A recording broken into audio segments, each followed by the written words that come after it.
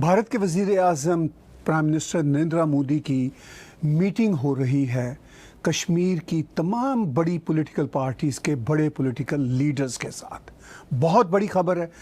5 अगस्त 2019 के बाद इस तरह की पहली डेवलपमेंट है और ख़ास तौर पर मैं उसको यूँ देखता हूँ कि इस अरसे में हमने देखा स्टोन पेल्टिंग ख़त्म हो गई, हमने देखा कि कश्मीर में मिलिटेंसी बहुत कम हो गई है, तकरीबन ख़त्म होने के बराबर हो गई है। वो इक़दामात 1.5-पौने बरस में हुए हैं जिसका भारत सपना देखा करता था, हो गए, और इसका सेहरा प्राइम मिनिस्टर नरेंद्र मोदी के सर जाता है और उनकी अब मीटिंग हो रही है। ये बहुत इंपॉर्टेंट खबर है और बातचीत होगी इमरान खान के फिर तोते की तरह रटे रटाए रेटर के हवाले से। वो फिर कहते हैं कश्मीर के हवाले से हम अमेरिका की आर्बिट्रेशन के लिए चाहते हैं, और ये बात उन्होंने जोनाथन सवान को इंटरव्यू देते हुए कही। इसके साथ साथ उन्होंने एब्सोल्युटली नॉट की बात की। ये उनका बहुत ही एक वायरल होने वाला फ्रेज़ है। इस पर बातचीत के लिए आप सबके बहुत ही फेवरेट और मेरे भी फेवरेट मेजर गौरव आर्या जी, जो चाणक्य फोरम के सीईओ हैं, और चाणक्य फोरम की आप वेबसाइट पे जाइए, बहुत ही बढ़िया इंटरनेशनल जियो पॉलिटिक्स के और साउथ एशिया के पॉलिटिक्स के आपको वहाँ पर आर्टिकल्स देखेंगे। मैं वेलकम करता हूँ मेजर गौरव आर्या भाई का। सर बहुत बहुत धन्यवाद सर, बहुत बहुत शुक्रिया ज्वाइन करने का। बहुत बड़ी खबर है कि प्राइम मिनिस्टर नरेंद्र मोदी तब मीटिंग कर रहे हैं इस हफ्ते जब कश्मीर के हालात बहुत ही डिफरेंट हो चुके हैं। स्टोन पेल्टिंग ख़त्म हो गई, मिलिटेंसी तकरीबन ना के बराबर हो गई, आप मेरे से बेहतर जानते हैं, और पॉलिटिकल पार्टीज़ का जो पब्लिक कंजम्पशन के लिए, फेस सेविंग के लिए जो एक वहाँ शोर होता था, चाहे महबूबा मुफ्ती हो, उमर अब्दुल्ला हो, जो भी वहाँ पे स्टेक होल्डर्स हो कॉल्ड हैं, सब के सब ऑन बोर्ड हैं प्राइम मिनिस्टर नरेंद्र मोदी के साथ बहुत सारी बातों पर। आप कैसे देखते हैं? तार साहब बहुत बहुत धन्यवाद। ये बहुत अहम बात है। पहली बात तो मैं ये बोल दूं कि बहुत ज़्यादा अहम बात है। पहली बार 5 अगस्त के बाद 2019 के बाद ऐसे बुलाई गई है मीटिंग। ये पॉलिटिकल प्रोसेस दोबारा जिसको कहते हैं शुरू करने की एक पहल है जो प्राइम मिनिस्टर मोदी ने करी है। बहुत अच्छी पहल है और ये political process Jammu and Kashmir में शुरू होना था। डे 1 से अमित शाह जी भी यही कह रहे हैं, ऑनरेबल होम मिनिस्टर, दैट ये पहल होनी थी। वापस स्टेटहुड की बात उन्होंने पहले ही कर दी थी, साल भर से पहले भी, और पहले उन्होंने कर दी थी बात। तो ये सब चीजें शुरू हो गई। मैं आपको बताता हूँ, जो आपने बड़ी इंटरेस्टिंग बात बोली कि स्टोन पेल्टिंग खत्म हो गई, आपने देखा होगा कि हुर्रियत भी चुप हो गई, और ये जो भी लोग थे धीरे धीरे धीरे अब सब ये इनके जो गाने थे ना सर, ये सारे गाने खत्म हो गए। टेररिस्ट अटैक्स पहले से बहुत कम हो गए हैं, होते हैं, स्पोरेडिक अटैक्स हैं। अभी कुछ दिन पहले ही पुलिस वालों पर अटैक हुआ था, एक सरपंच को, एक डिस्ट्रिक्ट लेवल बीजेपी के थे, उनको मार दिया। और वैसे बीजेपी के काफी लोगों की वहां पे मर्डर हो चुका है, काफी लोगों का। But fact of the matter is that जो टेररिज्म है, मैं कहता हूं कि 90% तो मुझे लगता है चली गई है। अगर 100% नहीं गई तो 90-95% अब कश्मीर में नहीं है। स्टोन पेल्टिंग का वाकया नहीं आया, हड़तालें नहीं हुई सर वहां पे। जो शटडाउन, ये गिलानी को बड़ा शौक था ना कैलेंडर बांटने का, कि मैंने हुक्म जारी कर दिया है कि इस तारीख को, अब कोई हुक्म नहीं। गिलानी के मुंह से आवाज नहीं निकल रही, रिटायर ही हो गया वो तो बेचारा, और पाकिस्तान से और जलील हो गया वो तो। और फिर वो किस्सा सभी को पता है, बड़ा फेमस किस्सा है। मैं ये कहना चाह रहा था सर कि ये देखिए, महबूबा मुफ्ती, फारूक अब्दुल्ला वगैरह ऑन बोर्ड हो ना हो, लेकिन कहीं ना कहीं वो इस बात का जो है वो अग्री करते हैं, इकरार करते हैं इस बात का कि ग्राउंड सिचुएशन कश्मीर में परमानेंटली चेंज हो गई है सर। अब वो वापस प्री 370-35 जब होता था, तब उस लेवल पे वो सिचुएशन कभी नहीं जाएगी। ये इरिवर्सिबली चेंज कर दिया, और ये करने का सबसे बड़ा मकसद ही ये है कि सरकार ये बिलीव करती है कि ग्राउंड सिचुएशन चेंज हो गया। अगर आप आम कश्मीरी को भी देखें, आप आम कश्मीरी को देखें, जो पहले वहां पे चीज थी, ये सरकार ने जो 370-35 की जो पकड़ी है नस, ये इतनी जबरदस्त नस पकड़ी है कि जितने भी अलगाववादी थे, जितने भी सेपरेटिस्ट थे, उनकी हवा निकल गई सर। अब कोई बात नहीं, मैं तो कश्मीर जाता रहता हूँ। पाकिस्तानी मीडिया पता नहीं मनगढ़ंत क्या स्टोरी सुनाता है, ये लोग कभी कश्मीर तो गए नहीं, ठीक है सर, ये कभी कश्मीर गए नहीं, ये कश्मीर के बारे में बात करते हैं। कभी इजराइल नहीं गए, इजराइल के बारे में बात करते हैं। ये जहां नहीं गए वहां के बारे में बहुत बातें करते हैं, लेकिन अभी ऐसा कश्मीर में नहीं है सर, ठीक है। कुछ समय के लिए इंटरनेट नहीं था, अब 4G चल रहा है कश्मीर में। मैं तो जाऊंगा इस बार कश्मीर में, फेसबुक लाइव करूंगा सर, ट्विटर लाइव करूंगा, डल झील के बगल से। पाकिस्तानियों को थोड़ा सा कि आप अगर आना चाहें तो आप आ सकते हैं, बड़े खूबसूरत जगह। नहीं, आप तो हम वहां से लाइव लेंगे। जी बिल्कुल सर, बिल्कुल बिल्कुल बिल्कुल, it will be a pleasure. और ताहिर साहब, बेसिक मैं आपको बताता हूं कि अब वहां पे ग्राउंड सिचुएशन ना बहुत जबरदस्त तरीके से चेंज हो गई। एक नए क्रॉप ऑफ पॉलिटिकल लीडर्स वहां पे आ चुके हैं कश्मीर में। एक नए क्रॉप ऑफ पॉलिटिकल लीडर्स, जो ये दो खानदान, मुफ्ती खानदान और अब्दुल्ला खानदान ने कभी कश्मीरी, मैं कह रहा हूं डोगरा को छोड़ दीजिए, क्योंकि डोगराओं से तो ये नफरत ही करते थे पहले से, है ना। और ये उन मुसलमानों से भी नफरत करते हैं जो कि नॉन कश्मीरी हैं, साउथ ऑफ पीर पंजाल, जो गुजर हैं, जो बकरवाल हैं, जो डोगरी जबान बोलते हैं, उनसे भी नफरत करते थे। ये लोग उनको भी इंफीरियर नजर से देखते हैं कि तुम्हारा रंग अलग है, हमारे तोते जो, पता नहीं क्या उल जलूल इनके दिमाग में, पता नहीं कौन भर देता है ये सब उल्टी। मैंने खुद देखा है बोलते हुए, सुनी सुनाई बात नहीं, मैं कश्मीर जाता रहता हूँ, खुद देखा है बोलते हुए। I have seen it, there is that sense of superiority that we are better than you, and even among Muslims also in Kashmir. और डोगरों को तो वैसे भी नहीं पसंद करते ये, तो उनको छोड़ दीजिए ना। मैं डोगरों की बात नहीं कर रहा, गुजरों की बात नहीं, बकरवालों की बात नहीं कर रहा, उनकी बात नहीं, मैं कश्मीरियों की बात कर रहा हूं। जो कश्मीरी मुस्लिम है कश्मीरी वैली का, उसका माइंडसेट 2 साल में चेंज हो गया है।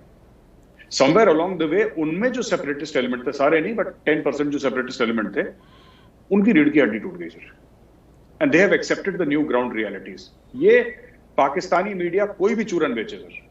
मैंने इतने प्रोग्राम देखे जब से 24 की खबर आई है ना कि प्राइम मिनिस्टर मोदी मीटिंग करवा रहे हैं, तो बड़े र्यूमर फैल रहे हैं सर वहां पे।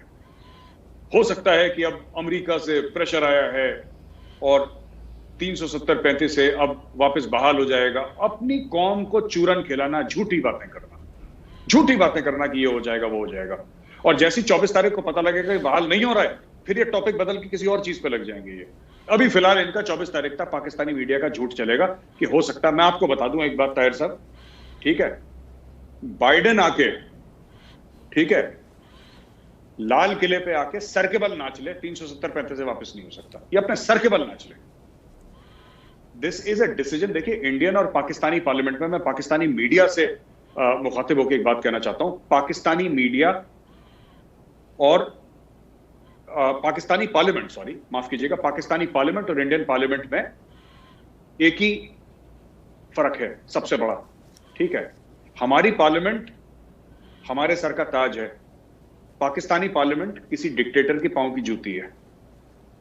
हम अपनी पार्लियामेंट को यहां पर रखते हैं सर, अपने सर के ऊपर। इंडियन पार्लियामेंट की जगह यहां पर है, और पाकिस्तानी पार्लियामेंट की कमर जावेद बाजवा के बूट के नीचे औकात है। तो अपनी पार्लियामेंट से हमारी पार्लियामेंट की ये लोग जब वो करते हैं ना, कंपैरिजन करते हैं, तब मुझे लगता है कि पता नहीं कौन सी दुनिया में रह रहे हैं, कौन सी अफीम खा रहे हैं ये लोग। So I generally tend to ignore their statements, but it's funny, देखने में अच्छा है, मतलब इट्स गुड एंटरटेनमेंट। ठीक कहा आपने। अच्छा, ये जो आप बात कह रहे हैं कि पाकिस्तानी मीडिया और पाकिस्तानी पॉलिटिशियन पब्लिक कंजम्पशन के लिए, जी को खुश करने के लिए ये बात इस वक्त सोशल मीडिया पे फैला रहे हैं कि भारत अब दोबारा से कश्मीर को उसी हालत में ले आएगा। ऑफ कोर्स वो तो हमें भी लगता है कि 370, 35A किसी सूरत में वापस नहीं आएंगे। महबूबा मुफ्ती और ये सब पब्लिक कंजम्पशन के लिए कहते रहते हैं कि ऐसा हो जाए, लेकिन ऐसा होने वाला नहीं है। लेकिन जो आप भी बात कर रहे हैं कि स्टेट हुड बहाल हो जाएगी, उसकी हमारे व्यूअर्स को बताइए एग्जैक्ट सिचुएशन क्या होगी, कैसे देखते हैं, क्या गैस है? नहीं ताहिर साहब, ये तो कमिटमेंट कर दी है ना, honourable home minister Amit Shah ji ने ये कमिटमेंट कर दी है कि स्टेटहुड बहाल हो जाएगी। Right. उन्होंने बोला है कि जिस दिन सरकार को ये लगा कि मामले वहां पे नॉर्मल है, हम स्टेटहुड बहाल कर देंगे। और ये सरकार ने डे 1 से सरकार बोल रही है स्टेटहुड बहाल कर देंगे। इसमें भी इमरान खान बीच बीच में बोलता रहता है ना कि स्टेटहुड बहाल करनी चाहिए। तुम्हें क्या लेना देना, स्टेटहुड बहाल करनी चाहिए, हमारा अंदर का मामला हम कर देंगे।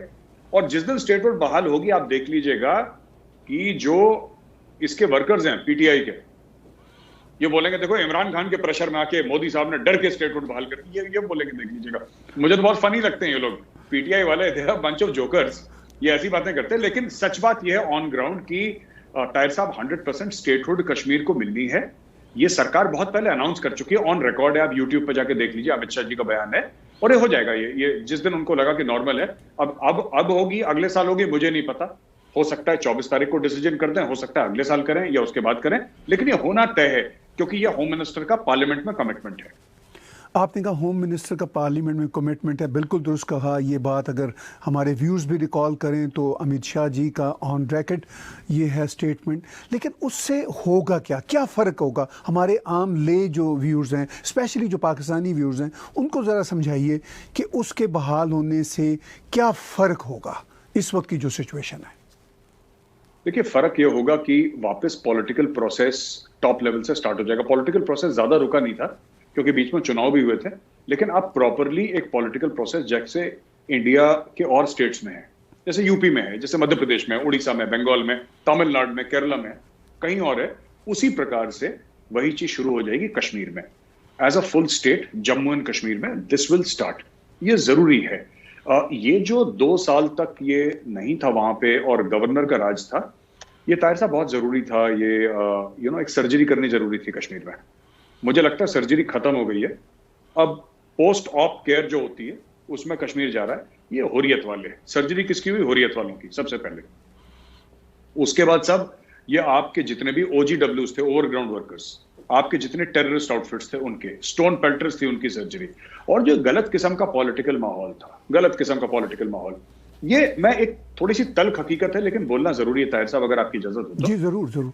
ये देखिए, चीफ मिनिस्टर एक elected representative of the people होता है और एक कॉन्स्टिट्यूशनल अथॉरिटी होती है चीफ मिनिस्टर की, ठीक है। लेकिन पाकिस्तान ने पता है सबसे बुरा क्या करा कश्मीरियों के साथ? ये कहना जरूरी है यहां पे। जी, सबसे जो उन्होंने जो कश्मीरियों के साथ उन्होंने बहुत जुल्म करा है पाकिस्तानियों ने, टेररिज्म से भी बड़ा जुल्म। उन्होंने कश्मीरियों को ये यकीन दिला दिया कि तुमसे अहम कौम कोई है नहीं दुनिया में। और ये बहुत गलत करा उनके साथ। कश्मीरी उतने ही अहम है जितना दिल्ली वाला है, कश्मीरी उतने ही अहम है जितना यूपी वाला है, मध्य प्रदेश वाला है, उड़ीसा वाला है, बंगाल वाला है, या फिर तमिलनाडु केरला वाला है। भारत का जितना एक नागरिक अहम है उतना ही एक कश्मीरी अहम है। इन्होंने क्या स्टोरी सुनाई? अगर कभी तीसरी जंगे अजीम होगी, थर्ड वर्ल्ड वॉर होगी, तो कश्मीर के लिए होगी। अगर कभी न्यूक्लियर वॉर होगा तो कश्मीर के लिए होगा। जब भी हम लोग जाते हैं तो हम यूनाइटेड नेशंस में सिर्फ कश्मीर की, इन्होंने इतना कश्मीर कश्मीर करा कि बेचारे कश्मीरियों को इन्होंने झूठ बुला बुला के ये बोल दिया कि तुमसे अजीम कौम तो है नहीं। अरे अजीम है, बट मैं कह रहा हूं दुनिया में सब बराबर हैं, सब खुदा के बंदे हैं, सब बराबर हैं, सब अजीम है। मैं अपने आप को किसी कश्मीरी या किसी तमिलनाडु या किसी बंगाली से बड़ा नहीं मानता। वो मेरे भाई हैं, वो मेरे बराबर है, मैं उनके बराबर हूं, दैट्स इट। मैं किसी मजहब को या फिर किसी जाति को या किसी वर्ग विशेष को मैं अपने से बड़ा या अपने से छोटा नहीं मानता। इन लोगों ने पिछले 30-35 साल में इतना गलत करा कश्मीरियों के साथ। ये बोलते हैं कि न्यूक्लियर वॉर होगा तो तुम्हारी वजह से होगा, जंग होगी तो तुम्हारी वजह से होगी, दुनिया अगर तहस नहस हो जाएगी तो तुम्हारी वजह से होगी, अगर कयामत का दिन आएगा तो कश्मीर की वजह से। ये पता नहीं क्या चूरन इनको खिला खिला के, जैसे अपनी कौम को चूरन खिलाया इन्होंने, कश्मीरियों को भी खिलाया। तो ये सबसे बड़ा इन्होंने डिससर्विस करी जो कश्मीरियों के साथ जो ज्यादती करी इन्होंने, टेररिज्म से बड़ी ज्यादती, क्योंकि दिमाग पे हमला है। अब मैं आपको बताता हूं सर, ये जो आपने बोला कि स्टेटहुड में होगा क्या, वहां पे होगी तरक्की, राइट। लेकिन मुझे अभी भी लगता है कि महबूबा मुफ्ती कम से कम, अगर फारूक अब्दुल्ला नहीं तो महबूबा मुफ्ती को कम से कम 10-15 साल और जेल में रखना चाहिए, under provisions of the law jail में रखना चाहिए। और कश्मीर में जेल में नहीं रखना चाहिए सर, ये बहुत गलत काम करा हमारी सेंट्रल गवर्नमेंट ने। कश्मीर में नहीं, केरला में, तमिलनाडु में, मणिपुर, नागालैंड, गुजरात, अलग अलग कोने में इनको जेल में रखिए। ये जो लेडी है ना, ये इस खातून का दिमाग खराब है। और अपने आप को खुदा समझना। आप स्टेटमेंट देखिए, आप फारूक अब्दुल्ला के स्टेटमेंट देखिए ना, हमें पाकिस्तान से बात करनी होगी। फारूक अब्दुल्ला कह रहा है, भाई आप हैं कौन? आप एक्सटर्नल अफेयर्स मिनिस्टर हैं, प्राइम मिनिस्टर हैं, ठीक है। डोगरा आपको मानते नहीं अपना, डोगरा आपको अपना नहीं मानते। डोगरा एक कम्युनिटी है जो जम्मू की है। और ये जो पूरा आपको पता ही होगा ताहिर साहब, कोई ढकी छुपी बात नहीं है, ये जो erstwhile Jammu and Kashmir state था, जो किंगडम था, डोगरास का बनाया हुआ है। बिल्कुल, महाराजा डोगरा थे। जमवाल डायनेस्टी है। जमवाल डायनेस्टी ने अपने बाजुओं की ताकत से, इन्होंने, जनरल जोरावर सिंह एक बहुत जबरदस्त शख्सियत थे, उन्होंने तिब्बत को खड़का दिया था सर। डोगराओं की आप कहानी सुनिए तो ये अब्दुल्ला मुफ्ती किस खाते में आते मुझे पता नहीं। अभी अपने बाप के चक्कर में ये बन गया, ये फारूक अब्दुल्ला, और उमर अब्दुल्ला अपने दादा और बाप के चक्कर में बन गया। इसी तरीके से महबूबा मुफ्ती मोहम्मद सईद जो इसका बाप था, उसके चक्कर में बन गई है चीफ मिनिस्टर। काम इन्होंने ढेले भर का नहीं करा। मैं आपको बताता हूं, आप कभी जाइएगा कश्मीर में, और जब आप इंडिया आएंगे मैं आपको ले चलूंगा, आप स्टेट हाईवे के हाल देखिएगा, आपकी आंख में आंसू आ जाएंगे। इंडिया में कहीं इतनी बुरी रोडें नहीं है जितनी कश्मीर में है सर। इतना इन्होंने बुरा हाल कर रखा है। क्यों? क्योंकि आपको बाहर प्रॉपर्टी खरीदनी है ना सर। आपको देखिए, आपको बाहर प्रॉपर्टी खरीदनी है। आपको बाहर जाके लंदन में बड़े बड़े महल खरीदने हैं, तो वो पैसा कहां से आएगा? यहां से आएगा। अच्छा, इन्होंने खौफ का माहौल, ये हर समय, ये दोनों परिवारों ने क्या करा है, इन्होंने हर समय गवर्नमेंट ऑफ इंडिया को ब्लैकमेल करा है।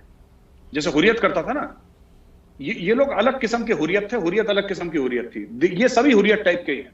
इन्होंने कैसे बोला, अगर हम नहीं होंगे तो कश्मीर पाकिस्तान चले जाएगा, अगर हम नहीं होंगे तो आग लग जाएगी।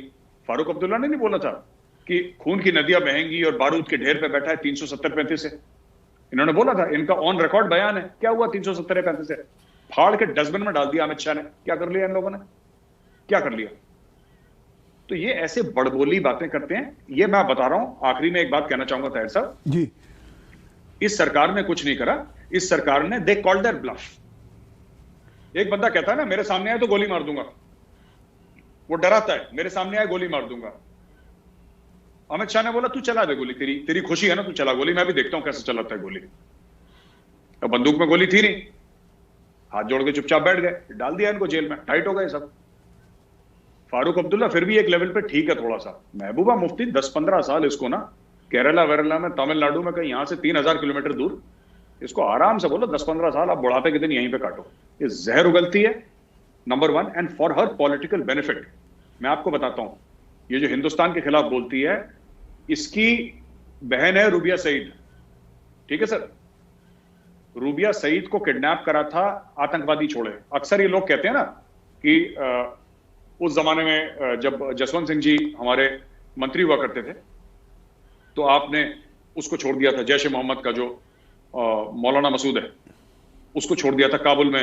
IC 814 की हाईजैकिंग हुई थी एयर इंडिया की 1999 में। जी, तो उसमें तो सन मुझे याद नहीं, बट उसमें क्या था सर कि उस चीज में जो बात असली हुई थी ना, उसमें कॉमन इंडियंस थे। सरकार को झुकना पड़ा क्योंकि 150 हिंदुस्तानी थे, वो मार देते तालिबान वाले ना, तो सरकार को झुकना पड़ा। पर रूबिया सईद के चलते कितने आतंकवादी छोड़े, जरा पूछिए। गुलाम नबी आजाद है कांग्रेस के लीडर, उनका रिश्तेदार किडनैप हो गया था।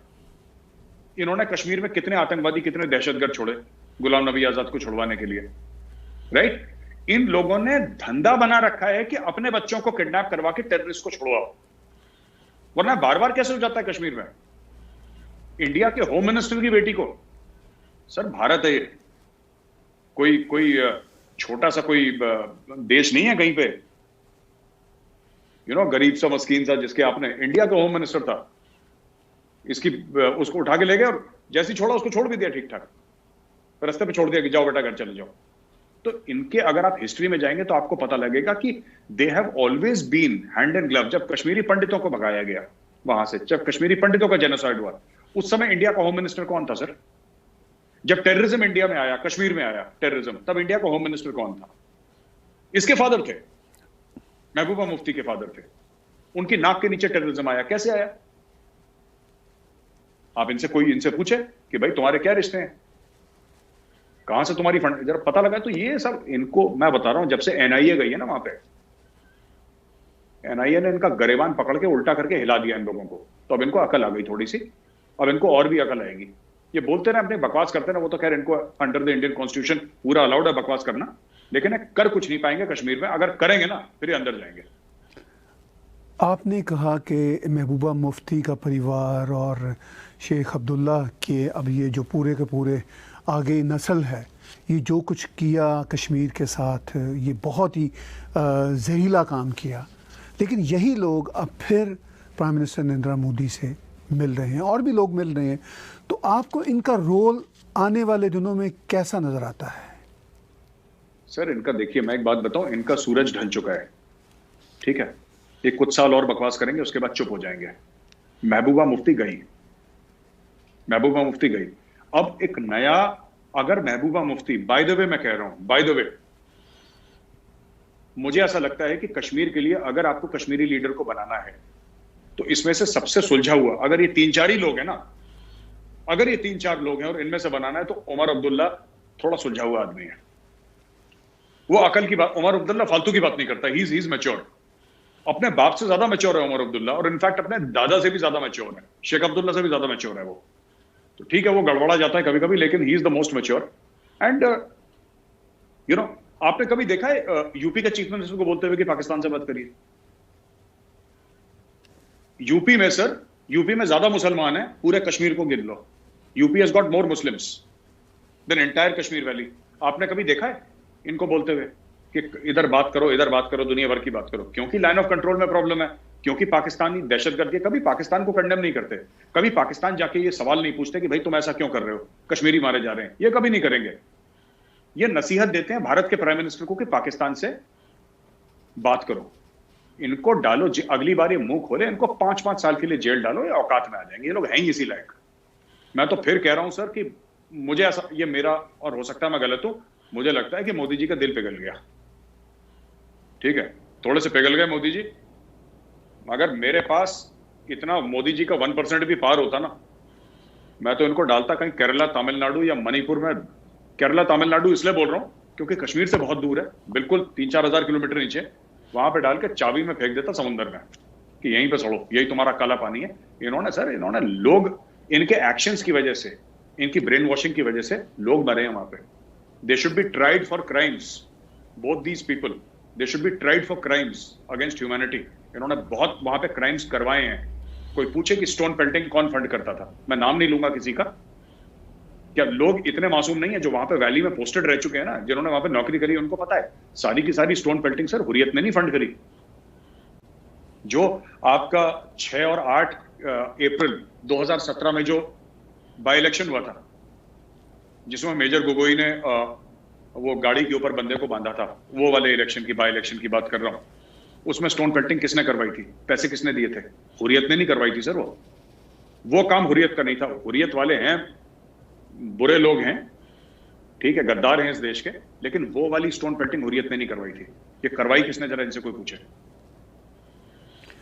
अच्छा मेरे साहब, मेरे एक व्यूअर्स ने टेक्स्ट किया मुझे मैसेज, वो जानना चाह रहे थे, आप मुख्तसर ये बताइए। वो कह रहे हैं कि क्या जो स्टेटहुड के बहाल होने की बात अमित शाह जी कर रहे हैं, जो ग्रेजुअल प्रोसेस के बाद एक्सपेक्टेड है, वो क्या यूनियन टेरिटरी का जो स्टेटस था वो उसको न्यूट्रलाइज कर देगा? वो ये जानना चाह रहे हैं।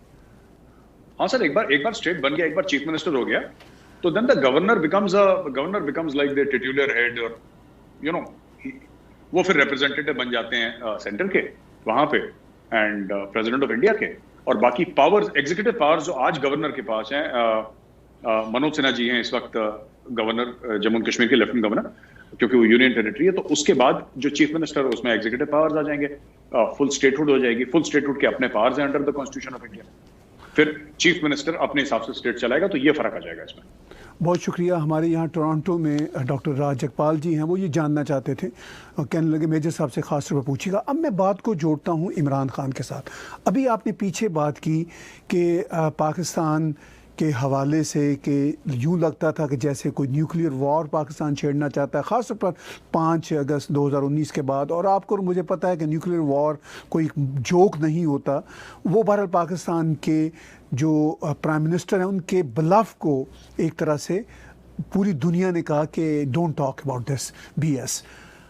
अब आप ये बताइए कि इमरान खान ने फिर कहा है जोनाथन सवान को इंटरव्यू देते हुए कि अमेरिका बीच में आए, हमारी आर्बिट्रेशन कराए, और साथ ही उन्होंने कहा कि हम भारत से इसलिए बचे रहे कि हम न्यूक्लियर पावर बन गए थे। ये सच है क्या?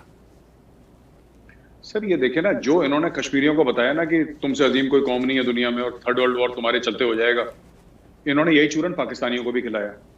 और ये झूठ ये इतनी बार बोल चुके हैं, इमरान खान खुद इतनी बार ये झूठ बोल चुके हैं, और इनसे पहले भी ज़ियाउल हक, चाहे नवाज शरीफ, चाहे कोई भी हो, जरदारी वगैरह जितने भी हैं, सब एक दूसरे से इतना झूठ बोल चुके हैं, मुशर्रफ शामिल, कि इनको अब ये सच लगने लगा है। ये कह रहे हैं कि न्यूक्लियर वॉर की बात करी इन्होंने, ठीक है सर, इन्होंने न्यूक्लियर वॉर की बात करी 5 अगस्त। आप न्यूक्लियर वॉर को छोड़िए ना, न्यूक्लियर वॉर तो बहुत बड़ी चीज है। इन्फेंट्री का एक सेक्शन होता है सर, आर्मी में जो इन्फेंट्री होती है उसका एक सेक्शन होता है, 10 लोग होते हैं। इनकी इतनी औकात नहीं है कि लाइन ऑफ कंट्रोल पर 10 लोग भेजने हैं। मैं खुला बोल रहा हूं, जो पाकिस्तानी सुन रहा है, अगर कोई सुन रहा है पाकिस्तान में बैठा हुआ ये शो, तुम्हारी फौज की इतनी औकात नहीं है कि 10 बंदों का एक सेक्शन लाइन ऑफ कंट्रोल पे भेज दे। बड़ी बड़ी बातें करते हैं सर, न्यूक्लियर वॉर की है ये, इनकी ये गीदड़ भक्ति है सर। अब तो दुनिया ना, अब दुनिया अभी भी इनके जो एंकर्स हैं, आपके न्यूक्लियर वेपन किस लिए हैं, कोई कह रहा है एक जहाज भेजो इजराइल। सर इजराइल इतनी मार लगाएगा ना 7 नस्लें गंजी पैदा होंगी इनकी, इनको ये पता नहीं, अजीब और गरीब, आई डोंट नो कौन सी दुनिया में रहते हैं ये लोग, विच world they live in, I don't know ये क्या खाते हैं। अब इमरान खान की आपने बात करी, इमरान खान ने बोला कि अमेरिका बीच में आए। अमेरिका पहली बार नहीं है, आपने देखा होगा ट्रंप ने भी बोला कि मैं बीच में आऊंगा, है ना। इंडिया कबूल करेगा ही नहीं, इमरान खान बोलता रहे, टाइम वेस्ट कर रहा है, ये टाइम वेस्ट कर रहा है। ये अपने कौम को, जो वहां पे चीजें महंगी हो रखी है उनको ठीक करे, जो वहां पे मार कुटाई चल रही है, बलूचिस्तान में लोगों को मारा जा रहा है वो ठीक करे, सिंधु देश के नारे हो रहे हैं उनकी बात सुने, पश्तून तहफ़्फ़ुज़ मूवमेंट सर उठा रही है, उनसे पश्तूनों से जाके बात करो कि भाई क्या है तुम्हारे मसले, क्या है, पानी का मसला, बिजली का मसला, हर चीज का बहरान पाकिस्तान वो नहीं कर रहा। कश्मीर इंडिया को सूट करता है ये नैरेटिव सर, और इंडिया को सूट करता है, ये वही काम कर रहा है जो इंडिया की एजेंसीज चाहती हैं। और अगर आपकी इजाजत हो तो मैं आपको बताऊं सर क्यों कह रहा है ऐसा और हमें क्यों सूट करता है। जरूर जरूर, बड़ी बड़ी इंटरेस्टिंग थ्योरी है, मैं इसके ऊपर लिखूंगा अभी चाणक्य फोरम में, I will write about this. Wonderful sir, India को इसलिए सूट करता है ताहिर साहब, क्योंकि देखिए ये अभी विदेश जाएगा ना, ये इमरान खान जब विदेश जाएगा और जो बाइडेन से जब मिलेगा, ये अगर जो बाइडेन मिलता है, अगर मिलता है, और अगर ये, तो ये कश्मीर की बात करेगा, ठीक है। इसको ये एहसास नहीं है कि अभी भी पाकिस्तानी, वो तो वीजे बंद हो गए, पाकिस्तानी लिवर और किडनी का ऑपरेशन कराने के लिए इंडिया आते थे।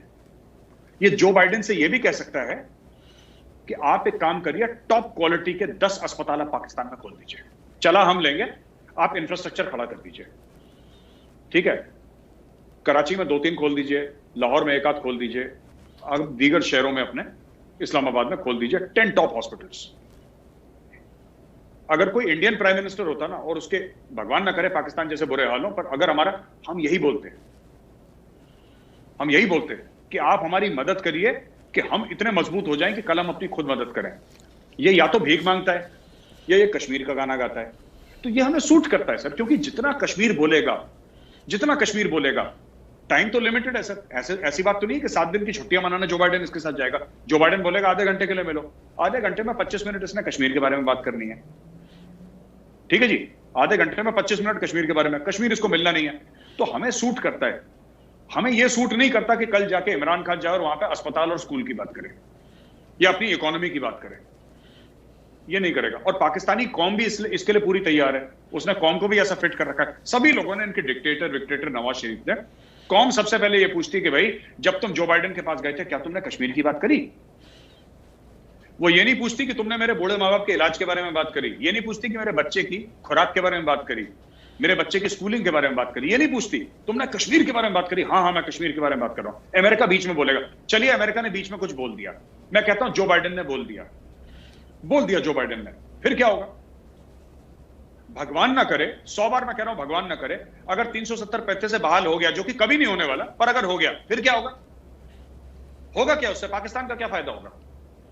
ये अपनी कौम को झूठ मैं कह रहा हूं 370-35 से 24 तारीख को बहाल हो गया, ठीक है। जैसे कि ये लोग अपनी शेख चिल्ली की कहानियां उड़ा रहे हैं अभी पाकिस्तानी मीडिया में, हो गया। अच्छा फिर क्या होगा ताहिर साहब? मैं आप ही से पूछ लेता हूं सर, आप बताएं होगा क्या उसके बाद? कुछ भी नहीं होगा। क्या कश्मीर पाकिस्तान कश्मीर में चले? ये अपने लोगों को रोज झूठ बोलते हैं सर, रोज झूठ बोलते हैं। सीआईए के डायरेक्टर को मना कर दिया मिलने के लिए, ये घुटनों के बल जाएंगे सीआईए के डायरेक्टर के पास, बाजवा और इमरान खान दोनों के दोनों। ये ऐसी अपनी कौम को झूठ बोलते थे। कौम भी बिल्कुल जज्बाती कौम है, पाकिस्तानी जज्बाती लोग हैं, सब कॉन्टिनेंट में सब ज्यादातर लोग ऐसे ही हैं सर। वो खुश हो जाते हैं सर, वो बंगला डालना शुरू कर देते हैं कि देखो मना कर दिया, इसको मना कर दिया, उससे होगा कैसे? And what is the end result? 0। तो इसी इंटरव्यू में जहां इमरान खान ने कश्मीर की बात भी की, वहां पे ये भी कहा, जोनाथन सवान को मैं वाकई अप्रिशिएट करता हूँ, उन्होंने बहुत चुपते हुए सवालात किए। उन्होंने कहा कि जहाँ दुनिया में कहीं इस्लामोफोबिया की प्राइम मिनिस्टर आप बात फील करते हो, आप बात करते हो, मगर बगल में जो आपका चीन बैठा है, जहाँ 1 मिलियन से ज़्यादा वीगर मुस्लिम्स कंसंट्रेशन कैंप्स में हैं, वहाँ का इस्लामोफोबिया नज़र नहीं आता। तो उसने बड़ी मज़ेदार बात की प्राइम मिनिस्टर ने, उसने कहा कि मुझे वो इसलिए नज़र नहीं आता कि वो हमें पैसे देते हैं और हम उनसे प्राइवेट बात करेंगे। तो उसने कहा कि फिर जो तुम्हें पैसे देगा वो तुम्हें नज़र नहीं आएगा। अमेरिका ने इतना पैसा दिया, मगर चूंकि अमेरिका ने फ्रीडम भी दी हुई है पूरी दुनिया को कि भाई आप अपनी बात भी करो, वहाँ ये बात नहीं करते। चीन से थोड़ा पैसा मिलता है, तो इसका मतलब है डंडे की ज़ुबान समझते हैं क्या? आप कैसे समझते हैं इस बात को? सर डंडे की ज़ुबान समझते हैं, इन्होंने चीनियों का पैसा वापस नहीं दिया ना, तो एक बगल में इमरान खान को और दूसरी बगल में बाजवा को रख के बीजिंग ले जाएंगे। ये चीनी तो है ही पागल, वो ले जाएंगे इनको पकड़ के, कि जैसे वो नहीं कहते कि घर के बर्तन भांडे उठा के ले जाते हैं कि तुमने किश्त नहीं भरी लोन की, इनके साथ यही होने वाला है। इनको बात देखिए, अमेरिकन क्या होता है, डिसेंट लोग हैं, ठीक है, जंगी जुनून है, लड़ाई छड़ाई करते रहते हैं, बट बेसिकली उनके सोसाइटी में एक डिसेंसी है। There is an innate decency in the American society. और वो डिसेंसी क्या कहती है कि वो लोग कभी चीनी सोसाइटी में या चीनी गवर्नमेंट में, नॉट सोसाइटी बट चीनी गवर्नमेंट में, वो डिसेंसी नहीं है। वो तो गरेबान पकड़ के पैसा निकाल लेते हैं अपना। अब मैं आपको बताता हूं, इन्होंने जो बात करी ना कि हमने शिंजियांग में या वो क्या नाम कहते हैं, जो वीगर मुस्लिम्स हैं जो डाल रखे हैं जेल में ना, उन्होंने 1.2 1.5 मिलियन जितने भी हैं डाल रखे हैं, कह रहा उसके बाद हम तो पीछे बात करते हैं और उनके सामने हमारे रिलेशनशिप बहुत अच्छे हैं। मैं तो इमरान खान से सिर्फ एक बात पूछना चाहता हूं, आपके रिलेशनशिप अच्छे हैं, ठीक है, डन, क्या वीगर मुसलमान है कि नहीं है कि नहीं? आप कहते हैं आप वाहिद एटमी मुल्क हैं जो कि इस्लामिक है, ठीक है, क्या वीगर मुसलमान है कि नहीं? अगर आप कश्मीर के मुसलमान को ये कहते हैं कि ये बड़ा परेशान है, मैं इसके लिए आवाज उठाएंगे, अगर आप फिलिस्तीन के मुसलमान के लिए आवाज उठाते हैं, तो आप वीगर मुसलमानों के लिए क्यों नहीं उठाते? क्योंकि पैसा मिलता है। तो मैं तो फिर अगर कभी मुकेश भाई अंबानी देख रहे होंगे, मैं मुकेश भाई अंबानी से कहता हूं, $8-10 बिलियन मारा उसके मुंह पे, ये बनीगाला बेच देगा सर, ये दे जाएगा अपना घर वर, सब भांडे बर्तन के सब ले जाओ, पैसे दो इनको, दैट्स इट। तो अगर तुम कबूल कर रहे हो सबके सामने कि मैं बिका हुआ हूं, और मैं चीन के लिए इसलिए नहीं सवाल उठाता चीन के, क्योंकि मैं बिका हुआ हूं और पाकिस्तानी पूरी कौम को मैंने इस तरीके से लाइन में लगा रखा है, तो फिर तो ठीक है ना, then there is no problem sir, फिर तो बढ़िया चीज है ये, उसने पत्ते अपने खोल दिए। अब हमें पता है इमरान खान के साथ डील कैसे करना है, बेसिकली इसको पैसे चाहिए।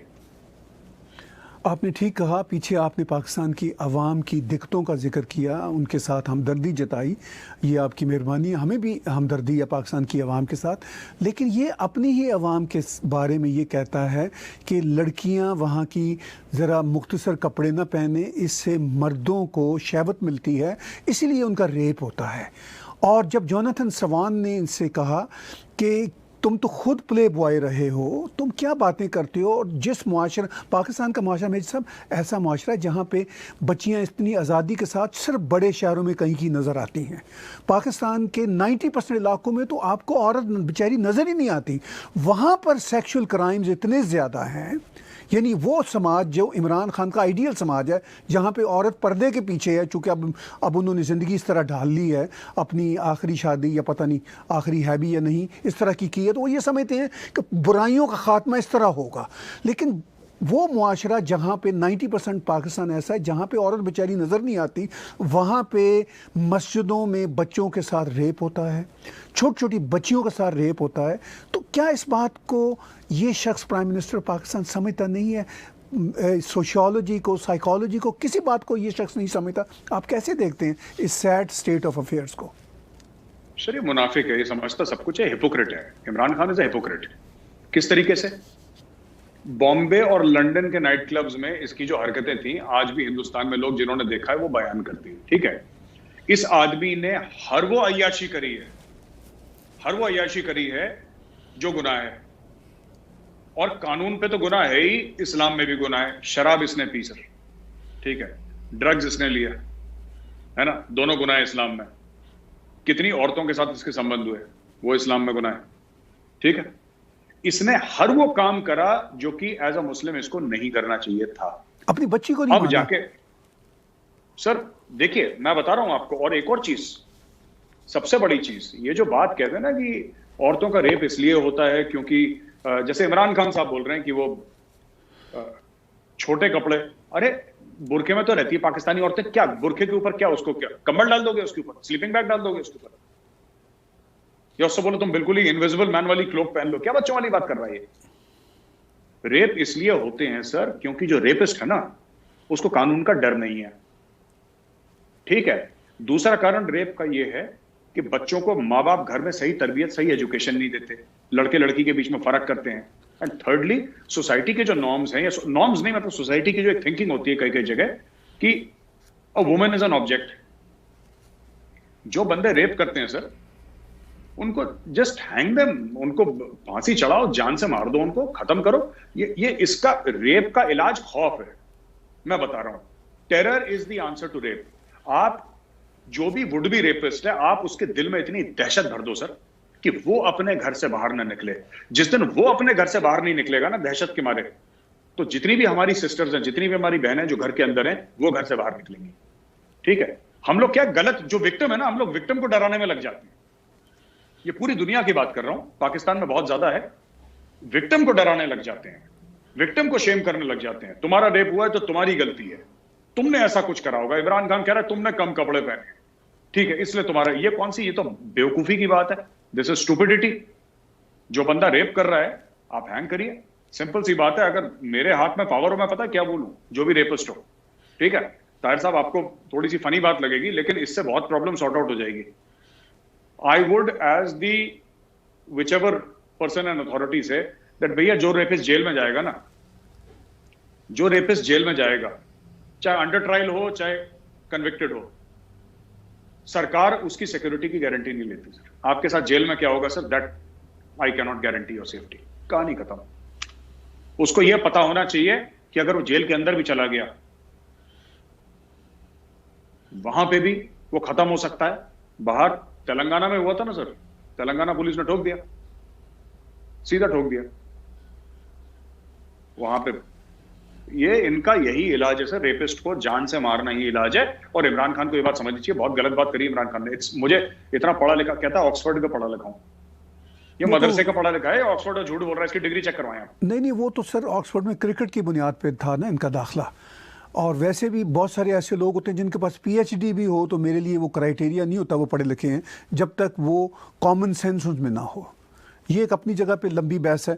मैं सब आखिर में दो एक बातें हम करेंगे। इमरान खान ने कहा कि एब्सोल्युटली नॉट, और उस पर जोनाथन सवान ने इंटरव्यू में जवाबन कहा कि रियली, चूँकि ये बात की गई थी पाकिस्तान की फैसिलिटेशन के हवाले से, और जैसा कि हम पीछे बात भी कर रहे थे कि सीआईए के हेड ने पाकिस्तान का दौरा किया, और पहले तो पाकिस्तान की तरफ से डिनाई होता रहा, अब उन्होंने मान लिया कि हाँ हुआ था, आईएसआई के चीफ से मिले। और ये एक रूटीन की बात होती है जो वहाँ पे अफ़गानिस्तान से एग्ज़िट हो रहा है अमेरिकन का, उस कॉन्टेक्स्ट में था। लेकिन वो ये कहते हैं कि हम फैसिलिटेशन नहीं दे रहे। चलिए मैं कहता हूँ अड्डे देने ना देने की बात की है, जिस पे उन्होंने कहा कि एब्सोल्युटली नॉट, और जोनाथन सवान ने कहा रियली। ये बड़ा इंपॉर्टेंट मुझे लगा। आप कैसे देखते हैं इस सीन को? ताहिर साहब देखिए, आप जानते हैं कि जो वॉर ऑन टेरर है 20 साल से चल रहा है। ठीक है, मैं एक चीज जानना चाहता हूं, साफ सीधी बात है, अफगानिस्तान तो लैंडलॉक्ड कंट्री है, कोई समुंदर तो है नहीं अफगानिस्तान का, कोई छोर जो है समुंदर से तो मिलता नहीं है। अब एक बात बताइए ताहिर साहब, जो 20 साल से अमेरिकी सामान अफगानिस्तान के अंदर जा रहा है, उनको ट्रूप्स को सस्टेन करने के लिए कहां से जा रहा है? पाकिस्तान से। पाकिस्तान से जा रहा है, पाकिस्तान से जा रहा है। ये आता है आपके बिन कासिम पोर्ट पे, बिन कासिम पोर्ट से ये सामान जाता है सीधा सर खैबर पख्तूनख्वा से होते हुए अफगानिस्तान के अंदर, राइट सर, ड्यूरान लाइन पार करता है, अफगानिस्तान के अंदर जाता है बाय रोड सामान। 20 साल से ये अमेरिका को फैसिलिटेट कर रहे हैं। अमेरिका की हर एक गोली, अमेरिका का हर एक बम, अमेरिका की हर एक मिसाइल, अमेरिका की ड्रोन की हर एक एम्युनिशन, जो इन्होंने ड्रोन फायर करा जिससे पाकिस्तानी मरे, ठीक है सर, अमेरिका का हर एक ट्रक, हर एक बस, हर एक राइफल, हर एक खाने का सामान कहां से आया है? पाकिस्तान के थ्रू आया है। इन्होंने 20 साल से राहदारी दी है, अब कहते हैं कि हम फैसिलिटेट नहीं करेंगे। अबे फैसिलिटेट तुम आज भी कर रहे हो, तुम ये क्यों नहीं कहते कि ठीक है हम हवाई फैसिलिटेशन नहीं करेंगे? सर ये आप खुद सोचिए ना ताहिर साहब, ये जो सामान आ रहा है अमेरिकन का, ये जो हमवीज चलाते हैं, बड़ी बड़ी गाड़ियां चलाते हैं, उसका तेल आता है, पेट्रोल आता है, खाना जो अमेरिकन खाते हैं, उनका जो इंफ्रास्ट्रक्चर इतना बड़ा है, जो उनके गोले बारूद हैं, जो उनके पूरा वेपन्स एंड इक्विपमेंट है, सब कुछ है। ये आता कहां से है? ये पाकिस्तान से तो आता है। ये कराची पे लैंड करता है, कराची शिप पे लैंड करता है, अमेरिकन शिप्स उसको लैंड कराते हैं, और वहां से ये बाय रोड जाता है अफगानिस्तान। तो ये झूठ क्यों बोल रहे हैं कि हम अमेरिकन को फैसिलिटेट नहीं कराएंगे? 20 साल से तो हर हफ्ते ये फैसिलिटेट करवाते आए हैं, ये पैसे लेते हैं उनसे, अब ये कहते हैं हम फैसिलिटेट नहीं करवाएंगे। पहली चीज। दूसरी चीज, जहां तक हवाई अड्डों की बात है, ठीक है, हवाई अड्डों की जहां तक बात है ताहिर साहब, ये जियाउल हक के टाइम पे भी थे, ये मुशर्रफ के टाइम पर भी थे। दोनों चीफ थे आर्मी के जब उन्होंने मुआहदे साइन करे और जब उन्होंने फैसिलिटेशन करा अमेरिकन का। इस बार भी जो होगा वो इमरान अली खान नियाजी नहीं करेगा सर, वो कमर जावेद बाजवा करेगा। तो इमरान खान झूठ नहीं बोल रहा, वो कह रहा है नो वे, नेवर। तो ठीक है, नेवर तो तुमसे कोई पूछ ही नहीं रहा, वो तो जनरल बाजवा ने साइन करना है, काम हो जाएगा। सर करता कौन है ये सब? मिलिट्री कैडे। आप एक छोटी सी बात मैं व्यूअर से भी पूछ लूं, पाकिस्तान की जो चाइना की फॉरेन पॉलिसी है, ठीक है, अमेरिका की फॉरेन पॉलिसी है, अफगानिस्तान की फॉरेन पॉलिसी है और इंडिया की फॉरेन पॉलिसी है, ये 4 अलग अलग मुल्कों की, 4 मुख्तलिफ मुल्कों की जो फॉरेन पॉलिसी है सर, 4 कंट्रीज, इसको कौन मैनेज करता है? इसको पाकिस्तान आर्मी मैनेज करती है। पाकिस्तानी प्राइम मिनिस्टर को कोई इख्तियार, कोई हक उसको नहीं है कि इस पर कोई पॉलिसी चेंज करे या कुछ करे। आखिरी चीज मैं पाकिस्तानियों से पूछना चाहता हूं, भाई साहब, इंडिया का जो डिफेंस मिनिस्टर है उनका नाम है राजनाथ सिंह जी, पाकिस्तान का डिफेंस मिनिस्टर कौन है? सर एक बड़ा इंपॉर्टेंट क्वेश्चन है, पाकिस्तान का डिफेंस मिनिस्टर, पाकिस्तान का है डिफेंस मिनिस्टर, लेकिन मैं पूछता, फिर भी मुझे उसका नाम पता है, लेकिन मैं फिर जानना चाहता हूं पाकिस्तानी अवाम से कि तुम्हारा डिफेंस मिनिस्टर कौन है? जो तुम कहते हो ना जमहूरियत है, जमहूरियत है, अगर इतनी बड़ी जमहूरियत है तो बताओ अपने डिफेंस मिनिस्टर का नाम क्या है? इनको नाम नहीं पता होगा डिफेंस मिनिस्टर का, बाजवा के बूट के नीचे है सर ये ऐसी नो वे। और पता क्या बोला था ताहिर साहब उसने? No way, not absolutely, absolutely not, absolutely not, absolutely not, absolutely not. इसको पता लग जाएगा एक दिन, बाजवा बोलेगा मुंडा इतने आ जा जरा, कम टू रावलपिंडी, मैं जरा एजुकेशन करूं तेरा, इसकी हजामत करेगा, चंपी करेगा, फिट हो जाएगा। हाँ, ऐसी फालतू की बात है। वैसे तो फॉरेन मिनिस्टर शाह महमूद कुरैशी हैं, मगर वो भी दिखावे के हैं, असल में पीछे तो पाकिस्तानी इस्टेब्लिशमेंट है, फौज है। आखिर में ये बताइए कि ये जो डेवलपमेंट हो रही है उस रीजन में, यानी अमेरिकन ने अफ़गानिस्तान से निकलना है, ऊपर से चीन के साथ क्वाड के सिलसिले में अमेरिकन की पार्टिसिपेशन जो है, उस सारे के कॉन्टेक्स्ट में इधर हम देखते हैं कि प्राइम मिनिस्टर नरेंद्र मोदी एक बार फिर मिलने जा रहे हैं कश्मीरी लीडर से, चूँकि हालात वो देख रहे हैं कैसे बन रहे हैं जिससे चीज़ें नॉर्मलाइज हो सकती हैं। इस सारे कॉन्टेक्स्ट में आखिर में हमारे व्यूअर्स को ये बताइए कि सीज़ फायर भी साथ साथ चल रहा है, ये भी ज़हन में रखिए पाकिस्तान के साथ भारत का। अब जो कश्मीर का अगला स्टेप होगा, यानी कश्मीर के कॉन्टेक्स्ट में, वो एग्जैक्टली या एस्टिमेटली क्या होगा? सर कश्मीर का मुझे लगता है स्टेटहुड की बात होगी, नंबर 1। पॉलिटिकल प्रोसेस ऑब्वियसली शुरू होगा, तभी स्टेटहुड बनता है, वरना तो बनता भी नहीं है स्टेटहुड। पॉलिटिकल प्रोसेस स्टार्ट होगा कश्मीर में सर, मैसिव डेवलपमेंट होगी, अरबों खरबों डॉलर की डेवलपमेंट होगी कश्मीर में, including expansion of the airport, including job opportunities, including ये सब होगा अभी कश्मीर में। काफी लोग कह रहे हैं ना कि क्या बना है क्या नहीं बना, देखिए प्लानिंग में टाइम लगता है, इतने सालों तक तो कुछ करा नहीं इन्होंने 370-35 से, तो कई कानून और भी हैं जो चेंज करने थे, ठीक है ना, ये सब लोग कर रहे हैं। और आखिरी चीज जो कश्मीर में होगी सर, कश्मीर में जो डेवलपमेंट होगी ना, उससे जो 30-40 साल से जो आम कश्मीरी था, जिसने उम्मीद खो दी थी, एक उम्मीद सी खो दी थी उसने कि पता नहीं क्या होगा मेरी लाइफ में, तो वो उसको उम्मीद मिलेगी सर पाकिस्तान से। वो जो एक जो वहां पे हुर्रियत वाले जो लोग थे, जो पाकिस्तान को अपना बाप समझते थे, वो तो चुप हो गए, क्योंकि इनके पापा ने बात करनी बंद कर दी इनसे, इन्होंने भी पापा से बात करनी बंद कर दी। तो ये हो गया sir, everything, I think good times are ahead for Kashmir. बस एक चीज समझनी पड़ेगी सर, ये जो पाकिस्तान करता है ना सर, मैं चाहता हूं कश्मीरी भाई बहन जो देख रहे हैं, मैं उनको एक बात बोलना चाहता हूं कि जो पाकिस्तान का प्राइम मिनिस्टर कर रहा है, ठीक है, अगर इसमें इस्लाम के लिए जज्बा है तो वीगर मुसलमानों के लिए भी आवाज उठाए। वो कहता है अपने इंटरव्यू में कि मुझे प्रूफ नहीं है, ऐसे भी कुछ उसने लफ्ज इस्तेमाल करें कि उसका कोई प्रूफ नहीं है, ऐसा उसने ये भी बोला है। तो मैं उससे ये पूछना चाहता हूं कि भाई इमरान खान, तुम कब कश्मीर आ गए कि तुम्हें प्रूफ मिल गई? तुम कितनी बार कश्मीर आ गए, एक बात बता दो। ये तुम्हारे वजीर जो हैं, ये पाव किलो का बम जो बोलता है शेख रशीद, राइट, ये कितनी बार कश्मीर आ गया? ये सर आज तक ये कश्मीर आए नहीं, ठीक है। और जो जम्मू का इलाका इन्होंने हथियाया था ना 47 में, अवैध तरीके से अवैध कब्जा जो कर रखा है इन्होंने, जो टेररिस्ट अपने भेज के, जिसमें शाहिद अफरीदी का दादा भी था टेररिस्ट, एक वो भी था, जो वो भेज रखा है इन्होंने जम्मू का इलाका, अब जम्मू को ही कश्मीर बोलते हैं सर। वो जो इलाका है वहां पे जबान डोगरी है, वो गोजरी बोलते हैं, डोगरी बोलते हैं, पहाड़ी बोलते हैं। इन्होंने ये भी एक बहुत बड़ा फ्रॉड कर रखा है सर, इन्होंने पाकिस्तानियों ने उसका नाम रख दिया आजाद कश्मीर, ना है वो जम्मू का इलाका, ठीक है। अब ठीक है, this is typical Pakistan sir, वो कुछ को कुछ बोले सर, टेबल को पंखा बोल दें, यहाँ पर मैं क्या कर सकते हैं। बहुत शुक्रिया मेजर गौरव आर्य साहब, आपने बहुत Thank you, sir. अहम Thank you, तबसरा किया और हम आपके साथ हर हफ्ते इसी तरह मिलते रहेंगे। Thank you sir. बातचीत very सुन रहे थे व्यूअर्स मेजर गौरव आर्य जी की। इनका चाणक्य फोरम जो वेबसाइट आप देखिए, ये एक थिंक टैंक है जिसके आप सीईओ हैं और उस पर बहुत बढ़िया बढ़िया एनालिसिस भी होते हैं, वो सब आप देखिए। और टैग टीवी पे इसी तरह मेजर गौरव आर्य साहब हमें हर हफ्ते अपना कीमती वक्त देते हैं, हम उनके शुक्रगुजार हैं। आप टैग टीवी को सब्सक्राइब कीजिए, इसके साथ साथ आप हमें पैट्रोनाइज भी कीजिए पैट्रियन पे, इसके साथ साथ पेपॉल पे और क्रेडिट कार्ड के राही आप हमें कंट्रीब्यूट कर सकते हैं। आज का बिला तकल्लुफ़ तजिया ताहिर गोरा और मेजर गौरव आर्य जी के साथ देखने और सुनने का बहुत शुक्रिया। Subscribe Tag TV YouTube channel and press the notification button.